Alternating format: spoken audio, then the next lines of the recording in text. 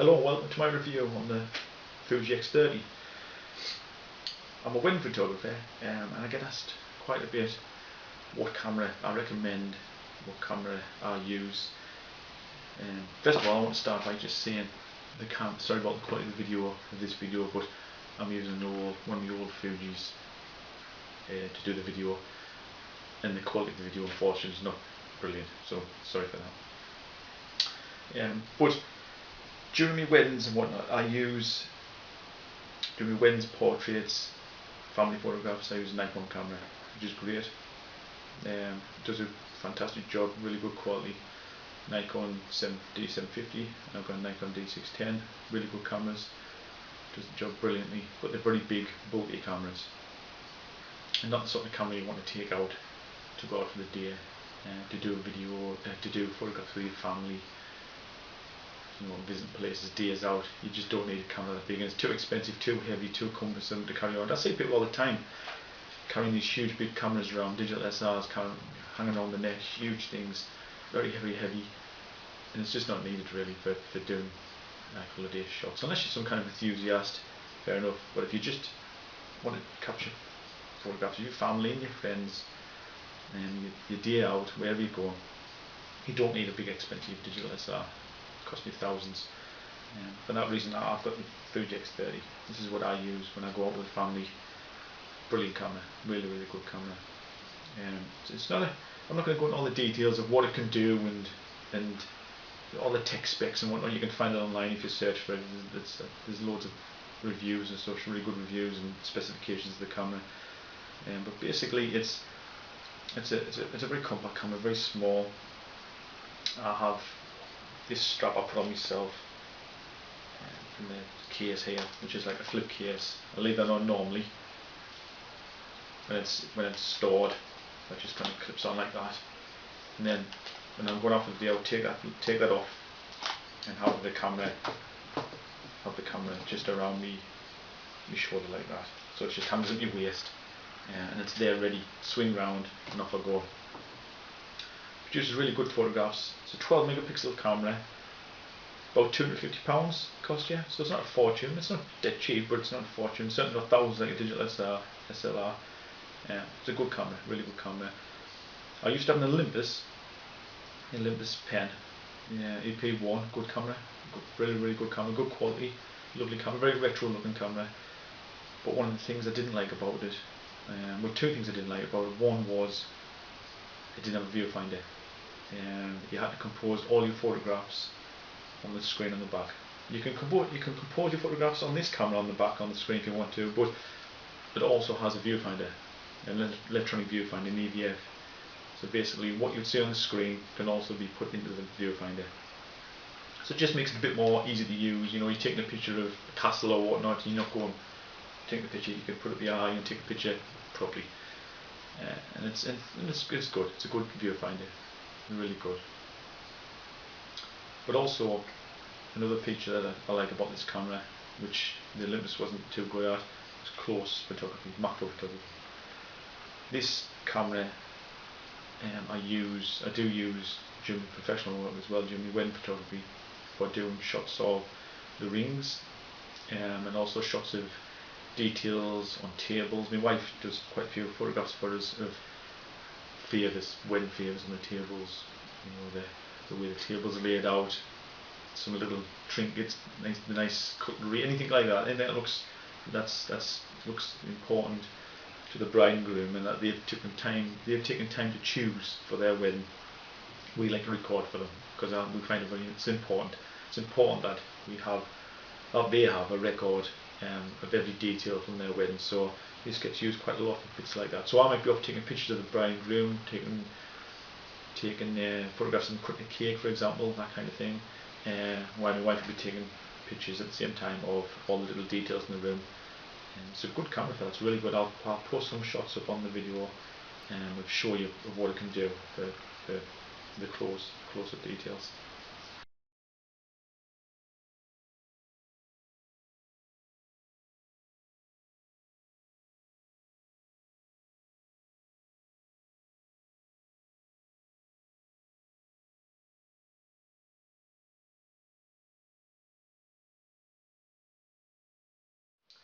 This camera also has a pretty good battery life. It'll do about 470 shots out of a battery charge, which is pretty good.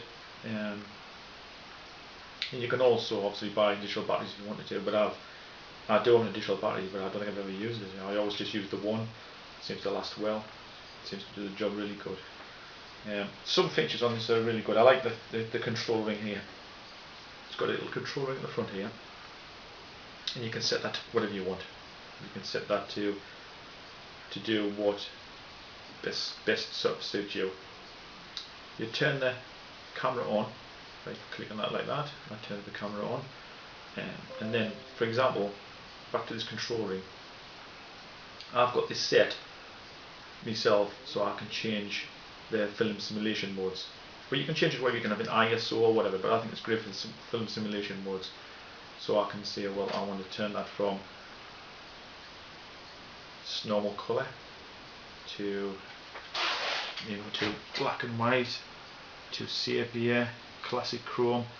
So I can just flick of that little dial there. I can change that. I don't know if you can see that okay, but I can change that. Different settings to what I wanted. And it's nice, it's just on the fly. I'm just up there and just turn that around and off I go. Absolutely brilliant. I do also have a little shutter button on here that I put on myself. It's a little red shutter button. It just makes it fancy really, and it makes it a bit easy to press. And the shutter button is fine, the one that came with it, but I just find that a little bit better, a bit nicer to press.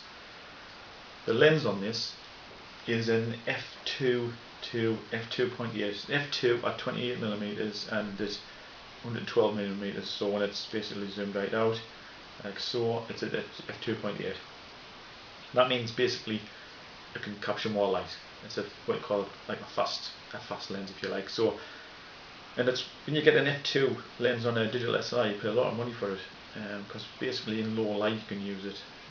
So if you're in a low light situation, you can put the camera on without the flash and still capture the image. It's a really nice feature. The screen on this is a good screen as well. It's a lovely, nice, high quality screen. Really sharp, clear. And it's basically, I mean, it's a camera thing you just pick up and use anytime. And it's really intuitive to use. It's not hard to use, and you can change all the controls, the settings in there. You can change what everything does, what the buttons do, so you can set it up exactly the way you want it. It comes with a little lens cap like so.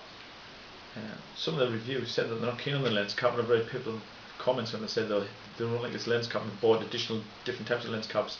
I don't see any problem with it. The lens cap has a bit of felt around on the inside there, around there on the inside, and that grips the front well. So when you put it on, it just slots on nicely and it doesn't fall off. So I don't know how people are losing the lens cap. I really don't, because that seems to fit fine for me. But overall, quality-wise on this camera, I think the shots are exceptional. Obviously, you kind of go up to really high ISO. If you go too high ISO, you're going to get a bit of noise, but that's expected for a camera with a sensor this size. I mean, the sensor's not huge in it by any means. It's bigger than your normal compact camera, but it's not on the scale of like the RX100s and such like. You know, they have very large sensors. But also, it's not the same price as the RX100s. You know, the latest RX100s, Mark 4s and things, are like 500, 600 pounds. And this is 250 pounds new, and you probably get them maybe even cheaper. So it's a very good camera, very good quality. Also, this has an ISO range of 100 to 3200. So it's very good for low light. But like I said before, once you're getting up to like, I would say I wouldn't go any higher. I mean, it goes from 100 to 3200. I wouldn't go probably higher than maybe 800, 1600 maybe. It'll do the shots. I mean, I've taken photographs in this in 3200. I've taken low light photographs. I've taken photographs when we had the Lumiere Festival at Durham. Fantastic Lumiere Festival. But I've got some really nice shots of this using the Pro Low Light Pro Low Light setting. Put it on a Pro Low Light, click it off. It takes a few shots together and then gives you the best one by combining them together, so it gets rid of some of the noise. And it seems to work really well. And I got some really nice shots of that. I can even maybe put a couple of them in the video as well if you like.